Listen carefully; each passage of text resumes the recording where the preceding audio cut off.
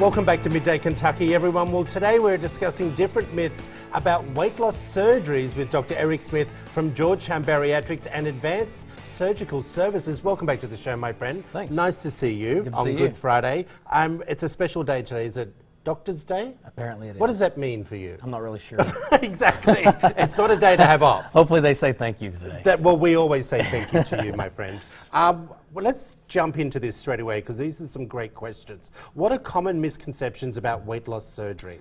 You know, there's a bunch, but I would say the top two misconceptions about weight loss surgery are safety and it being either a quick fix or an easy way out. Okay. As far as safety goes, it is one of the most safe surgeries that we perform as far as major abdominal surgeries. There was a study done years ago that compared 4 of the top big surgeries that are done in the United States: hip surgery, colon resection, bariatric surgery, and lung surgery. And what they showed is all 4 of those surgeries, the lowest morbidity and mortality was actually bariatric surgery. Really? And to be honest with you, I don't think that's a fair study because everybody who gets bariatric surgery has higher risk factors for surgery: overweight, diabetes, hypertension, and so forth. Okay, well, we're going to jump into that in just a moment, but why is surgery, or weight loss surgery we should be actually calling it, the only effective treatment for severe obesity? And I want to say severe obesity. What do you class as severe obesity to begin with? So morbid obesity is greater than a BMI of 35. Okay. Okay, so insurances will typically consider covering it if your BMI is above 35 with another medical problem or above 40.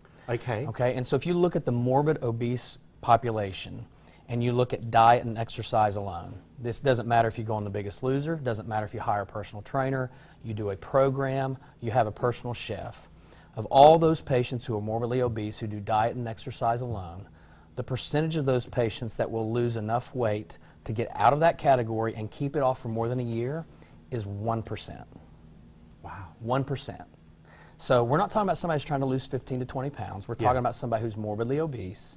The likelihood that they will keep those results with non-surgical methods are 1%. For males above 40, it's 0.5%. Really? And those are facts that many people, and I tell patients all the time, you shouldn't stop trying to eat right and exercise because you have to do that with surgery.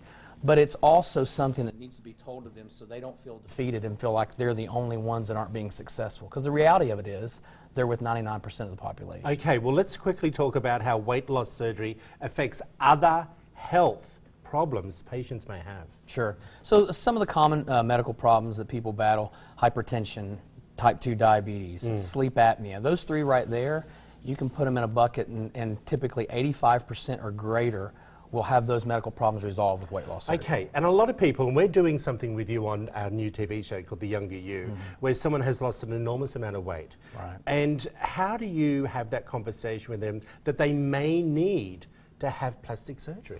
So, you know, we'll get questions from the beginning before they have surgery, and they'll say, what happens about the loose skin? And, you know, the first thing I always tell patients is no one ever died of loose skin. They die of uncontrolled diabetes and hypertension. So you do have to put it in perspective. Many patients who think they'll need plastic surgery end up not needing it. Yeah. But I tell them, look, once you've lost a significant enough weight, typically at a year to 18 months, and your weight loss has been stable, if that's something that you desire, then we know very well-trained plastic surgeons who are good at those procedures, and we sit down and we give them recommendations. Okay, and we've been looking throughout this whole interview some of your success stories, the before and afters. I've actually met this lady. Sure. The most amazing, positive woman you've ever met in your life. Incredible.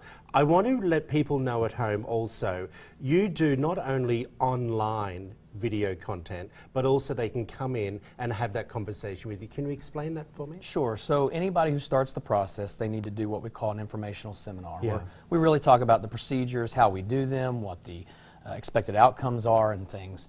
They can either do that online at any time, or once a month we do those at the hospital where they can come and meet me and we'll talk, answer any questions, and really address any issues that they have. Okay, very quickly, how do you know you're qualified? Is it just your BMI? So every insurance is different. Okay. BMI is a big factor, but all insurances have some small variations. The best thing that people can do is just go online. Yeah. There's a BMI calculator on our website, and they can check their BMI, and then they can reach out to us through our Facebook page or call the office directly, and we'll get an answer for them within a matter of an hour. And there's the phone number up on the screen right now for you, everyone, if you want to find out more information about Georgetown Bariatrics and Advanced Surgical Services. There it all is, a direct number. give them a buzz, go onto their Facebook and their website. It really has great information. Happy Doctor Day. Thank you. Enjoy Thanks. your Easter weekend, Appreciate everyone. it. We'll be back after this short break, everyone.